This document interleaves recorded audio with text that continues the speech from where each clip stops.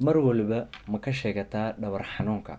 Ma isku aragtaa dhabar xanuun zaid ah? Mar walba waqti walba dhabar xanuunkaaga mid taaganaasho oo aan la taaganaani karno ilaa aad fadhiisto ama xanuun zaid ah ku keena maya. Haddii aad isku aragtay dhibkani, videoga ama muuqaalkani dhammaysa waad arki doontaa waxa kuu keenayo. Waxna ka baro, waana iska ilaali mar walbana kusoo dhawaada meel walba joogtiin. Channelka daawanaysiin waa channelkii Dr. Saddam Hussein. Fadlan ha iloobina meel walba joogtiin subscribe, like and share-ka. Maanta waxaan rabaa in aan ka hadlo waxa loo yaqaano ama waxyaalaha kuu keeni karo dhabar xanuunka joogtada ah. 4 shay aan ka taabanayaa maanta waxa kuu keenaya dhabar xanuunka.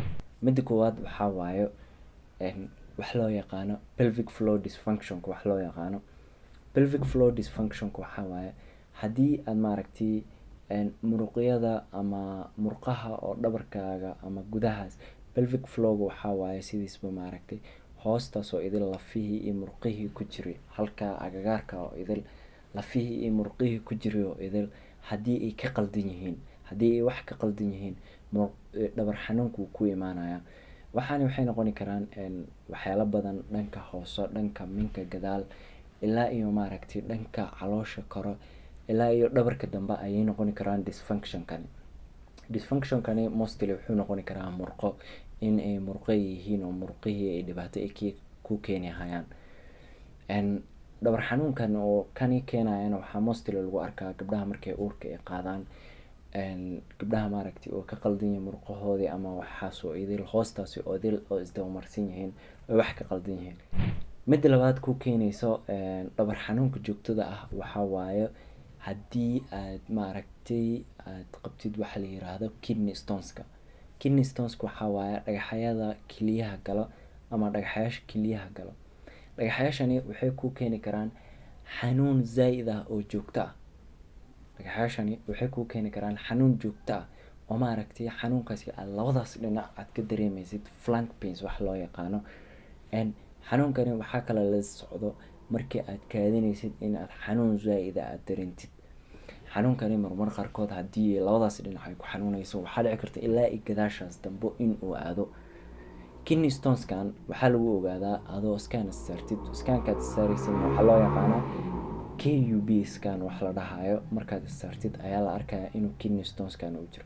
kidney stones-kan 2 shay lagu bixin karaa: daaweyn iyo qaliin lagu hagaajinayo sida laserka camal oo asigoo idil la burburinayo.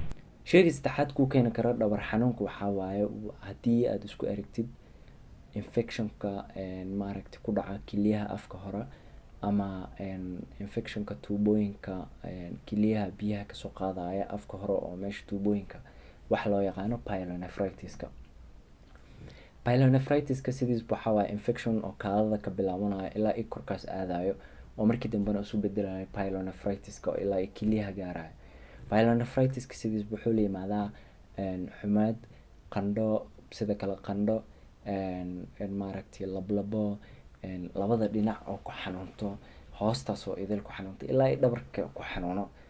dhabar xanuunka badi ayagana waxaa keeno pyelonephritis-ka. marka sidee lagu daaweyn karaa pyelonephritis-ka? waxaa waaye badi haddii lagugu arko in kaadada laga qaado, haddii la arko kaadadaada inay infection ay leedahay, waa laga daaweynaya antibiotic aad qaadanaysaa. marmar qaarkoodna in biyo lagugu xiro, filimbooyin lagugu xiro ayaa dhici karta. shayga afraad oo ugu dambeystii dhabar xanuunka ku keeni karo oo dhabar xanuunka la socdo dhanka kiliyaha iyo waxaan oo idil maanta aan ka hadlayno waxaa waaye prostate cancer-ka. prostate cancer-ka sidiis waa cancer-ka oo dilaaga ah oo ragga ku dhaco oo la ogaanaynin in uu qofkii uu cancer-ka uu qabo. cancer-kani videoga kale ayaan uga hadlay oo prostate cancer-ka ah. channelka gudaha u gal waad arki doontaa. prostate cancer-kani dhabar xanuun wuxuu keenaa oo very kale ah oo severe ah oo dhabar xanuun oo zaid ah ayuu keenaa. mar walbana waxaa waaye cancer-ka la ogaani karin inuu qofka uu dhabar xanuun uu keenayo. haddaa nin rag aad tahay iska fiiri asagana 45 kor ka jirtid oo dhabar xanuunkaada uu joogto uu yahayna iska fiiri, iska test gareey ama baaritaan isku sameey. baaritaankani uu quseeyo prostate cancer-ka. asxaabi waxaan soo gaarnay barnaamijkii gabagabadii iyo gunaanidkii barnaamijka. meel walba aad joogtiin fadlan channelka ka iloowina subscribe, like and share-ka. waana ku mahadsantihiin. waxaan idiin rajeynayaa sidaa iyo nabadgelyo.